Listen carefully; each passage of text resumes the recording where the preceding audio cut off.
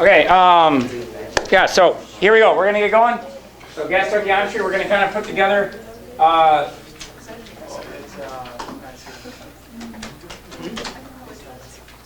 it's not what? Synced. What does that mean?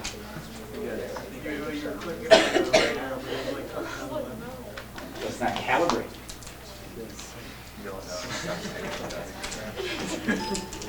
I'm sorry. There we go. Okay, so this part of the flow chart you should know. I am asking you to try to really make this nice and neat because this is where you're going to be probably going back to whenever you're confused or not understanding something. Okay, so this was our flow chart that we have learned so far. We should have a lot of knowledge of what we are looking at. Upper left, should not be surprised that those are grams, right? We're writing grams there. Again, make this nice and neat because we are under the same context, same framework, but we are elaborating on some of these parts now. In the upper right, we have particles. All right, and then in the middle, everything always goes towards the middle. Those are always moles.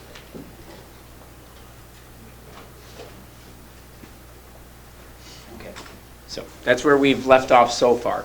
And that part of it, when we wanted to convert from like moles to grams, we always need periodic table, right? That was our molar mass. So, it doesn't really matter how you exactly write this. I'm just going to kind of write it sideways. You do molar mass there.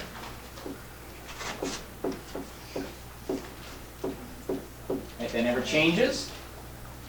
When we go from moles to particles, we need what? Avogadro's number, right? 6.022 times 10^23. So I'm going to kind of just write it this way.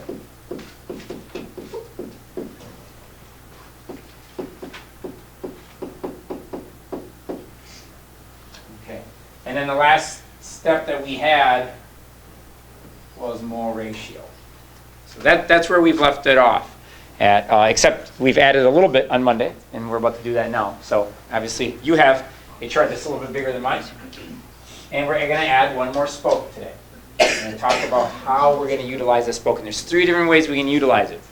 So that bottom one is liters or volume, and if you wrote volume, that's fine. I'm writing all the units, so that's why I'm writing liters.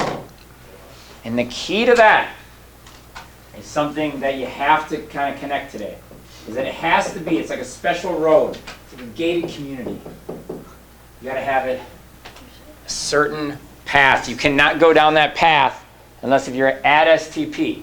If you're not allowed. You're not allowed to go. And if you are, 22.4 liters. Means at STP, that's the volume that 1 mole of gas will take. So all those numbers or all those values or words that are in blue all equal 1 mole because they all go towards the middle. 1 mole equals molar mass. 1 mole equals Avogadro's number. 1 mole equals 22.4 at STP. So let's take a look at a problem that we're going to do with that. And we'll see how that works. I know there's more on there. We will be filling that out as we go. Okay, so we all have that. And hopefully it's nice and neat. Okay, so you have 3 problems on your sheet, and it's all based on the same equation. So we don't have to keep writing new ones all the time. I'm obsessed with this equation. It's the propane one. Again, I have grills. I collect grill pictures. So I was thinking about that, and I found something interesting. I thought it was interesting. I knew about this when it happened, but I stumbled upon it during... You may have heard about our friend and colleague, ESPN anchor Hannah Storm, cooking dinner on an ordinary grill, an ordinary night. There was a dangerous explosion. She was burned. And because of this, we decided to test the combination of cool weather and give you a warning for every backyard. Here's ABC's place to start. This summer or for your family? A great beginning to what should be a spectacular parade. It's nearly impossible to tell that our colleague Hannah Storm is recovering from serious burns. Less than a month ago, her outdoor propane grill exploded. I remember I yelled inside to my 15-year-old daughter who was in the kitchen, "Mommy's on fire. You have to call 911." The flames burned her face, neck, chest, and hand.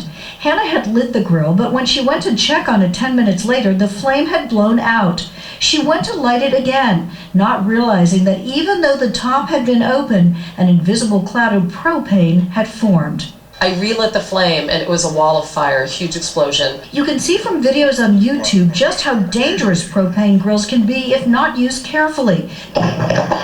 Something grill makers warn about.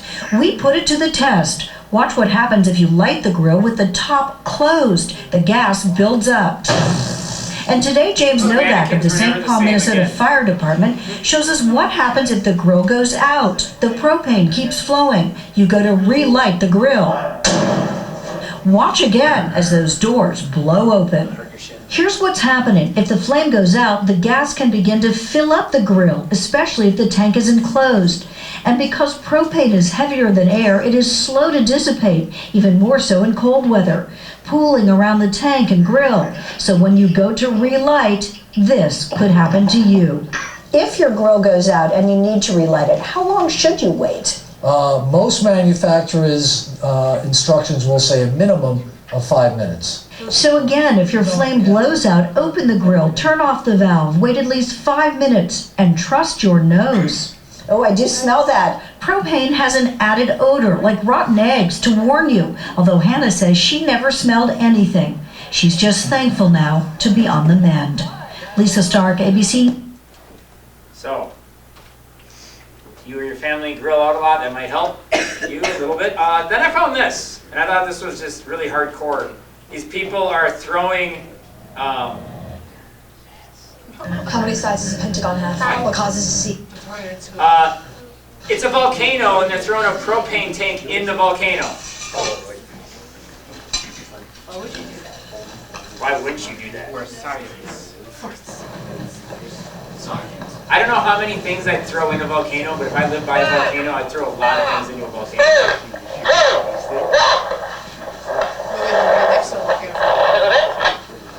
Yeah, copy it in. Okay, I'm going to mute this though. I learned the hard way. Some things are said. So I will tell you this though, no matter what, it's disappointing in the fact that you're throwing this into a, so you can see all right here, the lava's really dense, so the reaction in the gas that's released is trapped, and every once in a while you'll see it kind of come out.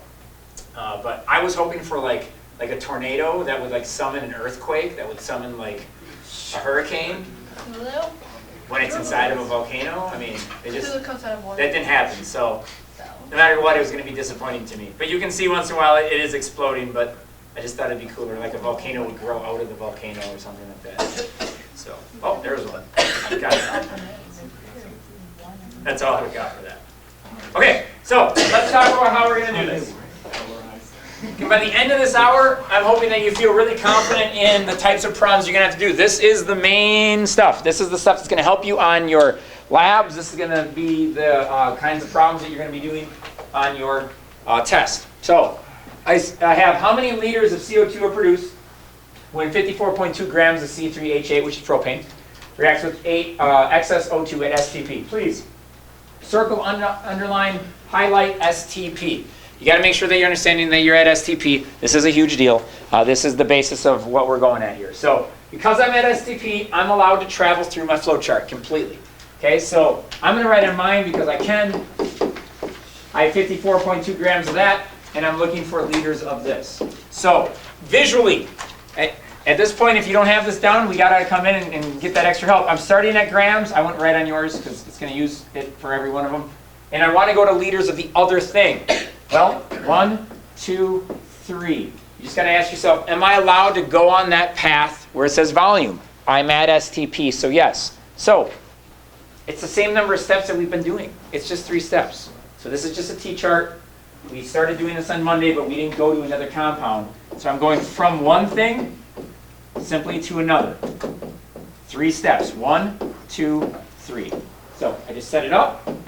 I give myself the framework. Right? So then I know how many steps I need to do. And now I just go through it like I've always done. Bring down the units. and all that good stuff.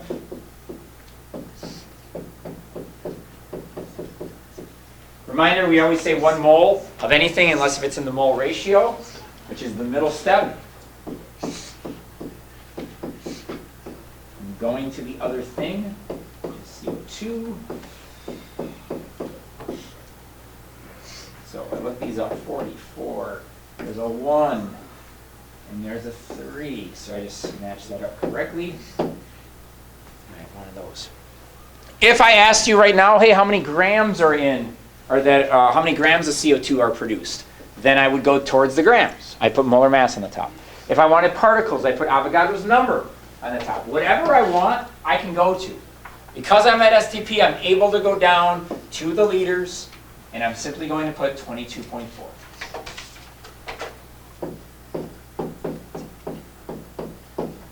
And now I just multiply and divide like I always have. Okay, straightforward T-chart. Now, you could say, well, STP, that's temperature and pressure, and I'm finding moles. Like, could I do an ideal gas law? Yeah, you could. But this is a shortcut.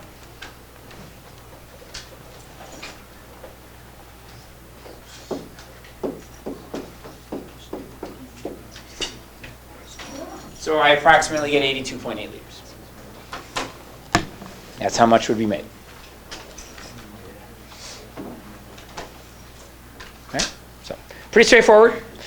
And that's only when we're at STP. So any other condition but 1, which is 0 degrees Celsius and 1 ATM, everything else is not at STP. So we got to look at that. So that's going to be kind of the new stuff today. Even though this is technically new, just because we haven't actually gone from one thing to another, we've stayed on one side on your gases 4. All right, so I am moving forward. Hopefully we have this. Okay, so I tried something really elaborate last night, and it crashed my computer like 7 or 8 times, and I had put a lot of time into it each time, and I said, forget it. I was a huge fan when I was a kid of Sim City. I would love making the cities and the roads and seeing it grow and trying to eliminate the problems, and I don't know, it just was fun for me. So I had all these as cities, and like I had buildings, and I had in between. I actually had I found animated roads with traffic actually going to show like these could be roads that you're going, and then it just kept breaking my computer. So I have really dumbed down effects for you here. Construction. So what if there's construction on that road? And unfortunately, I don't know why. Last hour you couldn't see it. This was cut off. If there's construction, you have to take a detour. Oh my God, it's all coming together. Wait a minute. Hold on. Oh, there I am. See, this is a weird looking balloon. That is a nice looking sign. See, that's the difference. You're like, wait, why do I have a weird balloon? Oh, it's in grass. Okay, so if you have to take a detour, see, I had a dirt road, and I was mudding, and it was awesome. And it just kept breaking. If you take a detour, it takes longer.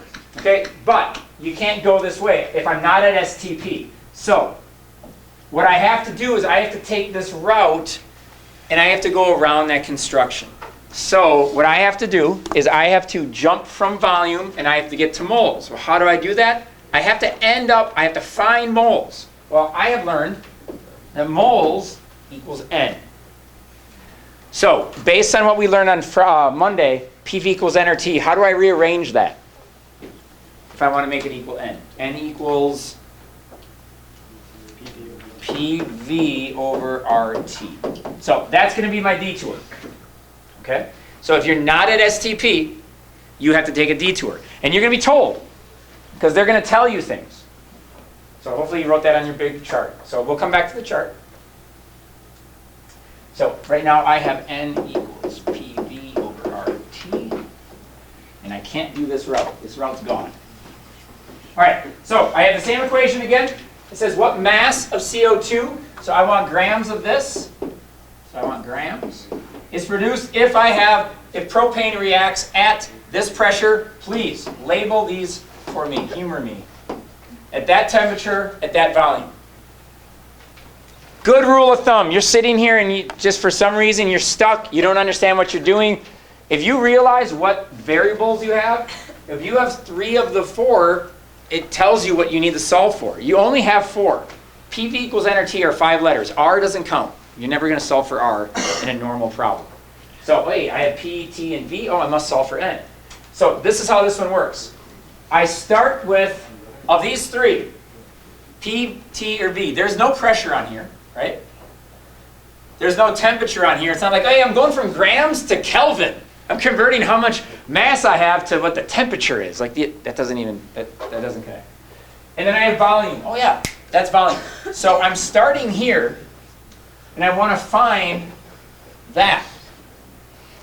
I can't go through the normal channel. So what I have to do is I have to do an ideal gas law, and then how many steps? I'm going to get into the flow chart. How many steps do I have to do after I get into the flow chart? What's left? So I need to get to this. How many steps do I have left to get to where I need to go? 2 more? And so it's not like, oh my gosh, wait, I got to do an ideal gas law and 3 more steps. No, it's 1 less step, but I need to start with this. So this is what we need to do. We need to solve first for the moles of my C3H8. What we are hoping that you do, there's no other way to label this. So what you do is you put the variable and then subscript the compound. You only have to do that once. So, and then I write this really small, but I establish kind of what I'm doing. So I'm going to plug them in. So let's review how we did that. We got to make sure that the right units and the right numbers are where they need to be. So you need to start recognizing, if you haven't already, what units are. Like that's a pressure. You can't be looking at it and be like, well, is a C a pressure? By now, and through the rest of this, you should be able to recognize which one's which. I need a volume. Volume needs to be in liters. We need liters. All ideal gas law problems are always in liters. Okay, R value, we'll talk about it in a second. And then temperature always has to be in Kelvin.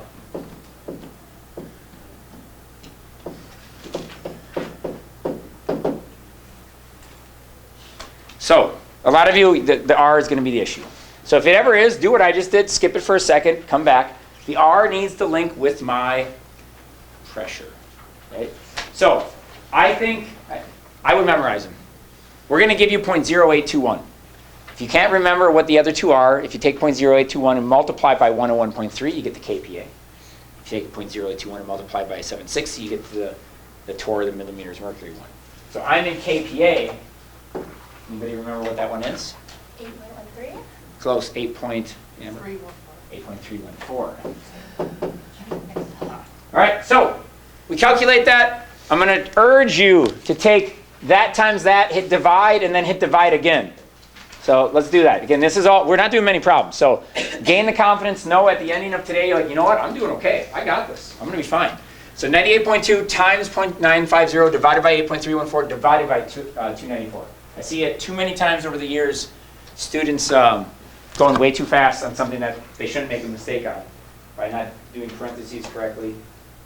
By dividing twice, you don't need parentheses.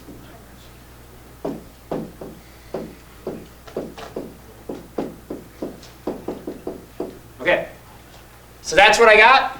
What's the point? The point is now I'm in moles. Now I'm in here. I got up to there. So now I'm in the flow chart. If I'm in the flow chart, now I can do T-charts.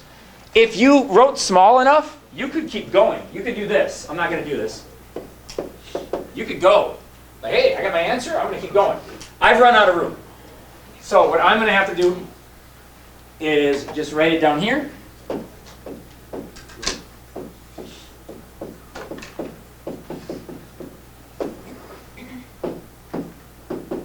And we just established 2 more steps. Where are the 2 steps? Mole ratio, and then up to grams.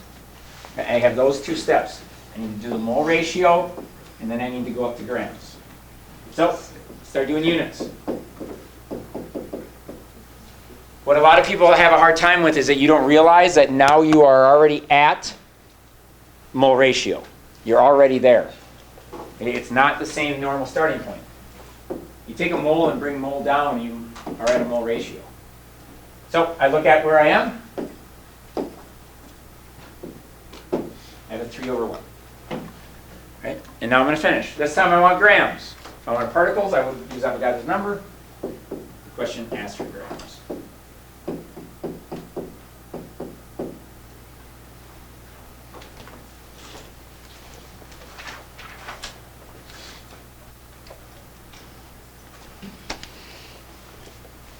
And by themselves, nothing's all that complicated. It's just recognizing what you need to do when you need to do it.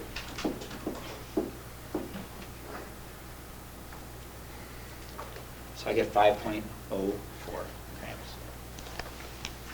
Okay. So it's not at STP. If you want to make an extra note on that, that's fine. You're not at STP though. All right, we have one more, and then I'm going to do a homework problem for you. We're going to talk about the labs. You don't have to have everything ready to go on some of them. Some of them you do. Talk about it. So let's go back to our other side. If you're not at STP all of a sudden, again, don't cross yours out. But if you're not at STP, oh, construction. You'd have to take a detour. So you could get this far, but then you can't go through that road. So I'm going to volume. So that means I need to solve for volume. I'm trying to get to volume here. So if I rearrange PP equals nRT, it'd be V equals nRT over P, right? The trick, and the thing that you see this and you still feel like you got it down and then you start doing it and it's not connecting, is that after you go through this, this is your N. Or you solve for N, and that is your moles. So the first problem we just did, you started with an ideal gas law, you end with a T-chart. This next problem, we're going to start with a T-chart. We'll have one of these. You get as far as you can, and we're going to end with a gas law. That's the only other option. Okay? So full T-chart, start with a law or a gas law, end with a T-chart, or start with a T-chart, end with a gas law. So let's dance. Last one. So I have particles of oxygen. I think it's just important for me to write this down for you. So I'm starting here. It says how many liters of carbon dioxide would be produced if the reaction has these? How do I know that's not STP? STP is at 0 degrees and 1 atm. 1 atm is also 760 torr, 101.3 kPa. That's not STP. So I need to get the volume, but I can't take that path. Okay? So, again, that's where we're going to do this. So how many steps do I need? Still the same concept. 1, 2. I'm just going to start with a T-chart.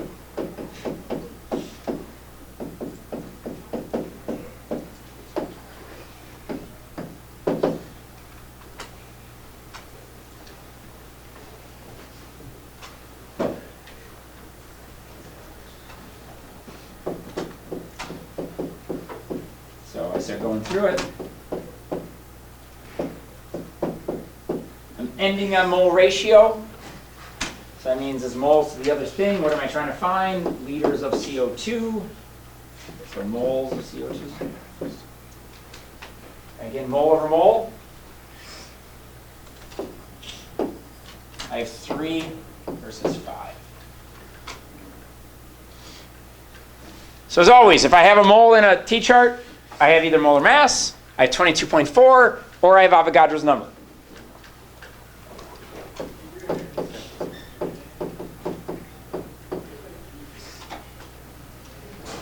So, got to make sure you're putting this in right. 4.52 E23, 6.022 E23, or EXP, I don't know what your buttons are.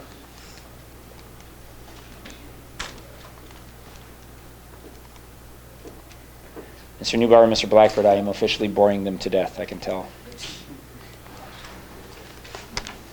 Not me. You.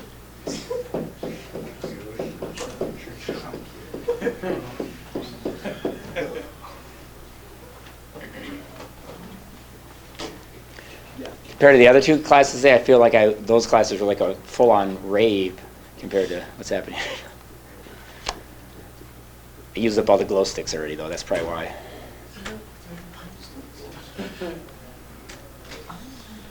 Okay, I'm in moles. So now what is that? I have here's my P, here's my T, and that's my N. Oh, I have 3 now. I can plug it in to an ideal gas law because I have 3 of 4. So I go, and this is what we're hoping that you do. establish that first variable of what it is. Trevor, do not fall asleep on me. Else you can go downstairs in the nurse's office if it's a condition of epilepsy. So I do nRT over P, I plug them all in.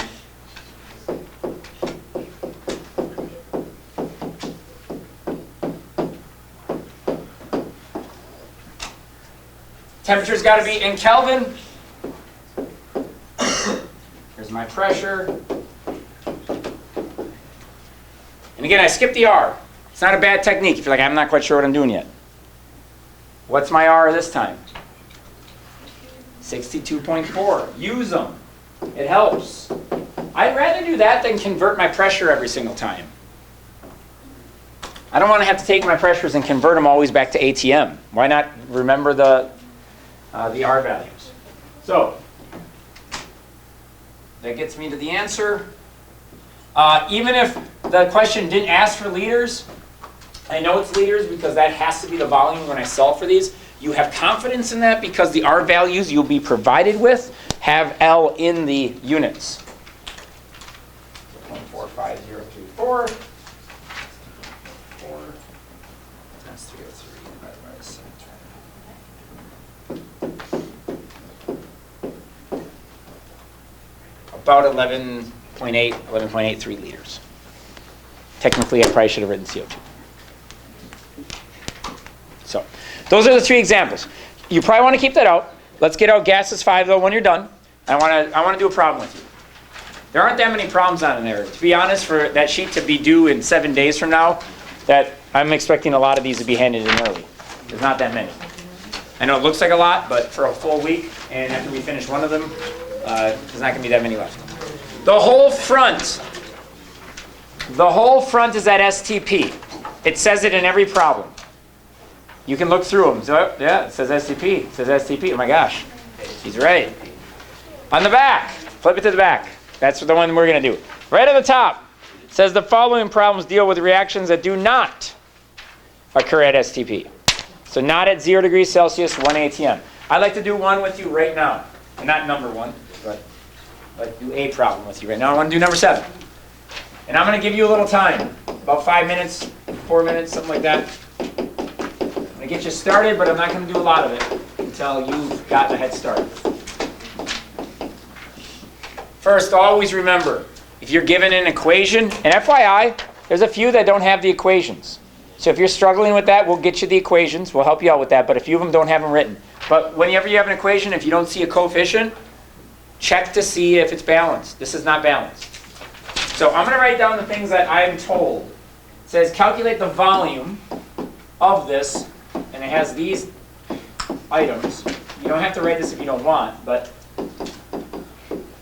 that's what I'm told. So here is your job. And you can work with someone else if you want, whatever you'd like to do.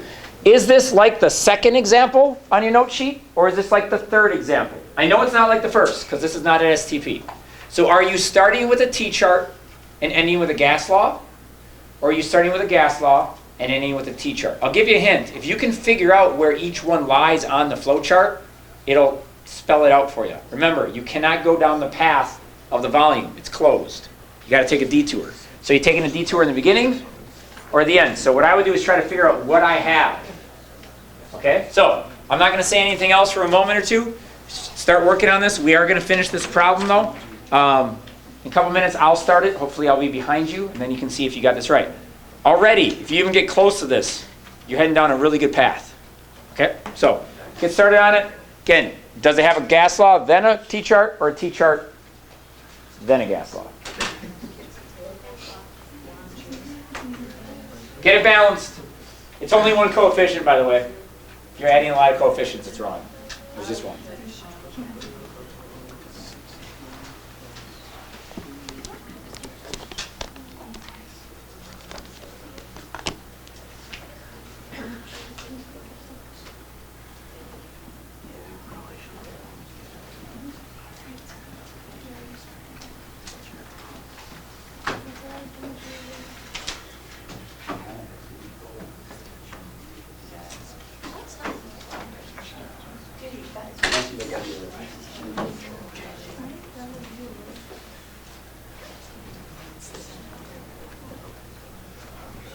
you're having a hard time with your balancing, should have been just that.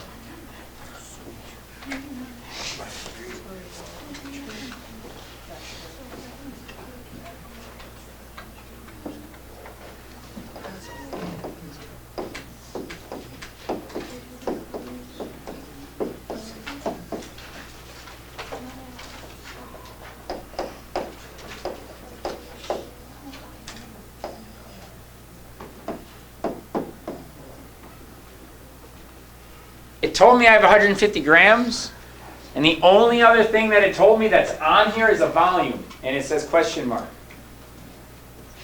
Is it T-chart or ideal gas law first? T-chart. Reason why? This doesn't exist. So, there you go. If you were having a hard time getting it started, mirror the problem of your notes that follow that path. And it's important to give this a shot. I'll just wait for him to finish it. That's not really going to do much for you. Try to do it. Worst case scenario, you're wrong. And we fix it.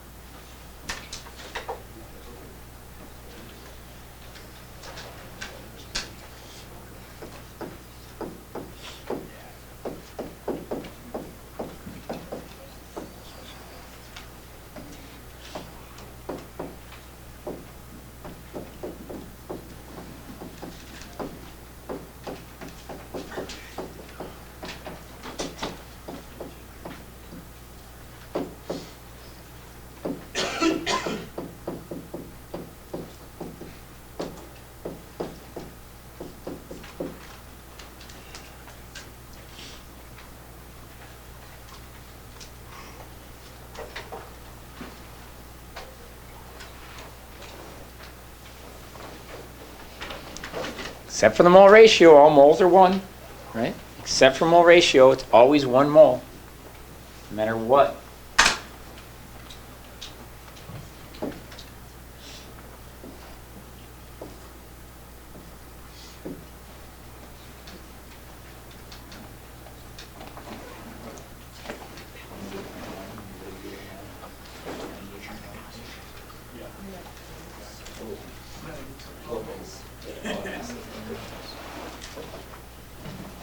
I wonder if you did too many S's.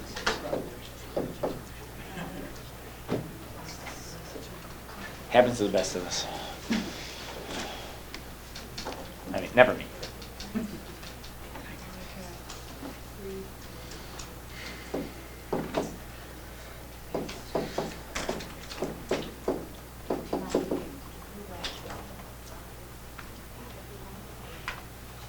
So when you finally and eventually get disconnected from this actual lecture and your note sheet, you got to recognize and you got to keep seeing this flow chart. Okay, I need to get down to volume. Volume, oh yeah, that's V.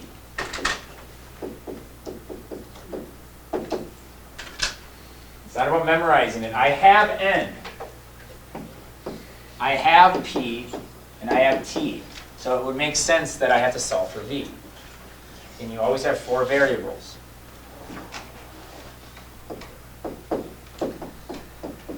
Now I just plug it in.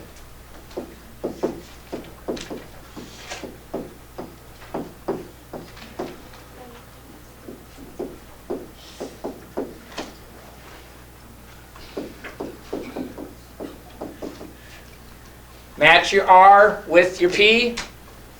So it's torr, it's 62.4. It's kPa, it's 8.314. This is ATM. So it's 0.821.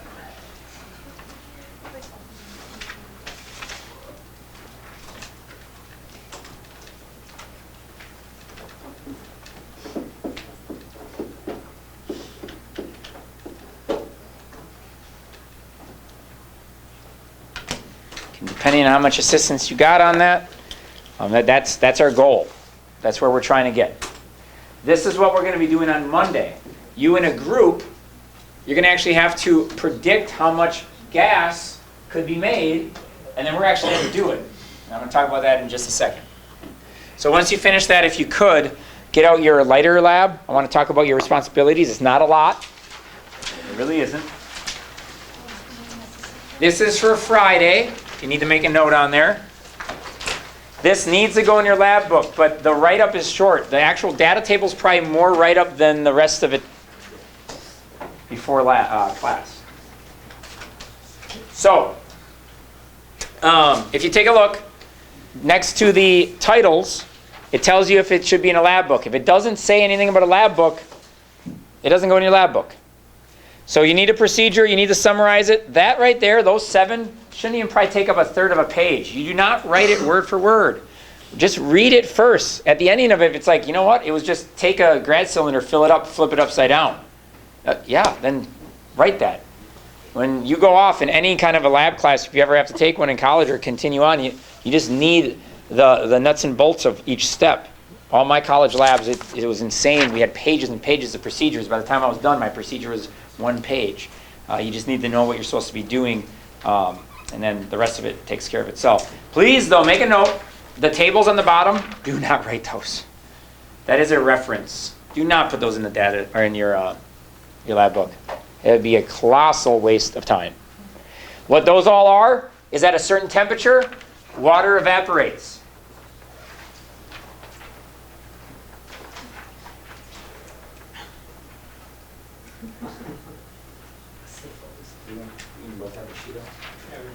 All right, I feel good. Then you need the data table. That'll probably take up more space than your procedure, frankly.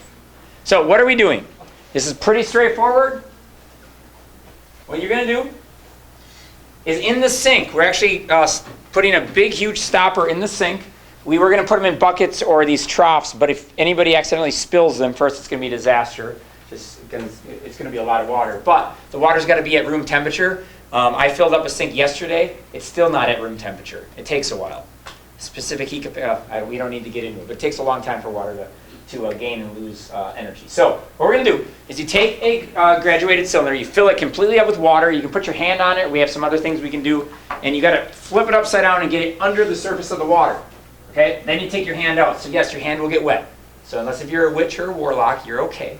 Then if you flip it over and a bunch of bubbles come up, you need to do it again because it cannot have any gas in there yet. Then simply put, you take your lighter. Sorry, you pyros, we have dismantled the spark, so it will not light. And the reason why is that we're going to fill up about 95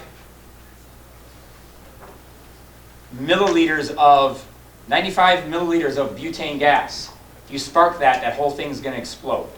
So we're not going down that path. You hold the button down, you weigh it beforehand actually, the lighter. You hold the button down, it collects the gas. The water level goes down as we do it, and when we get to a certain point, we're going to get the volume of how much gas is in there. The pressure is the atmosphere minus the data table on the lower left of what your water pressure would be. We're going to get a thermometer to find out the temperature. We're going to find out how much gas you used up. And voila, we plug it into here. Dirt over P, because we always cover our P with dirt. We get the molar mass. And the whole point is, do our lighters have pure butane in them? Some lighters may or may not. Are we getting cheated? Is it really not that high quality of a burning fuel? So we're going to see whether or not it's butane. And that's the extent of it. And again, the write-up's really short. We'll do some calculations. The whole first part, 1 through 4 on the lower right, it just helps you figure out some of the data table. So there's only about 3 or 4 follow-up questions. And that's going to go in our lab book. So make sure that you have recorded that and said that that's going to be in the lab book. That'll be checked on Friday. So you have 2 days to get that done. Okay? So that will be Fridays. Monday, very excited about this. Friday you'll be in groups of like 2. Monday you'll be in like groups of 4. So it's 1 group per table. You're going to have a huge, look how much bigger that is, a huge grad cylinder. It's 1,000 mil, they're really big. And we're going to have to put water in that too. So we actually have to get some stuff and put it over the top because you have to flip it upside down. We're going to put it in this trough. Okay? Over here, you have really strong hydrochloric acid. Dangerous, dangerous stuff. It's really high. It's called 6 molar. It'll hurt you. If you got it in your eyes, you will not make it to the eye wash station in time. at all. It's extremely strong. You'll be fine. You're wearing goggles. We're going to have a piece of zinc inside. But if you react to that right away, you're going to lose gas. So the cool thing about this is my favorite part of it. We're going to put a paper clip on the zinc. Zinc's not magnetic, but paper clips are. And then you put this really... Oh, come on. Oh no, there's a hole in my flask. The gas is getting out. Why, God, why? All right, you have it already. These magnets are crazy. You can have them on each side of your hand, and they'll hold it together. I've had my skin get split because they get connected, and they'll just go right through a little thin piece of your side of your finger or your hand, and it'll just split it right open. You pull that off, the zinc. Oh, okay. Let's just pretend falls in, and then it starts making gas. Gas gets channeled in, and before you started, like the problem we just did on gases 5, you and your group will figure out how much gas is supposed to be produced. And you will tape this thing on the side of your grad cylinder beforehand. So you're going to say, like, it will make 620 milliliters. Great. You tape it on there, and then as this is going down, love people watching on this because you're talking to bubbles. You're like, come on, it's going. And if it's between them, that's a 7. Or a 9, and then it gets into the 10, and then you start yelling at the bubbles to stop. You're like having a conversation with them. And for some of you, it starts to go past, and then now you're starting to swear at bubbles, and it's weird. But you'd be amazed how many people end up right on that line. The nerve-wracking part, and for those of you, you know who you are, that you were nervous to bring the test tube to us to find out your mass. This is more stressful because the bubbles don't slow down. It's not like, oh, it's slowing down, we're okay. It's bubble, bubble, bubble, bubble, and then it just stops. They go, oh, we're done. We made it. Yeah. So you won't know. It just happens. So that's going to be most of your grade. And people do really well. They take their time and they do the math. And again, you're in a larger group. You're going to do really well on that. So that's going to show that this stuff really does truly work. Okay. So that is Monday. All right. So quick repeating of a couple things tomorrow. Gases 4 is due. We are going to be working on some gas cubes tomorrow. So you'll learn about that in small group. Have this, just a procedure split with open observation and a little data table for Friday's lab book. And then gases 5 is not due for an entire week. So start working on that, come in and start getting help. It doesn't change. That's what you need to know. Okay? So we got a good 8, 9, 10 minutes left. Work on something or chill out. Please don't be gathering by the doors. It's way too early for that. That'll be it.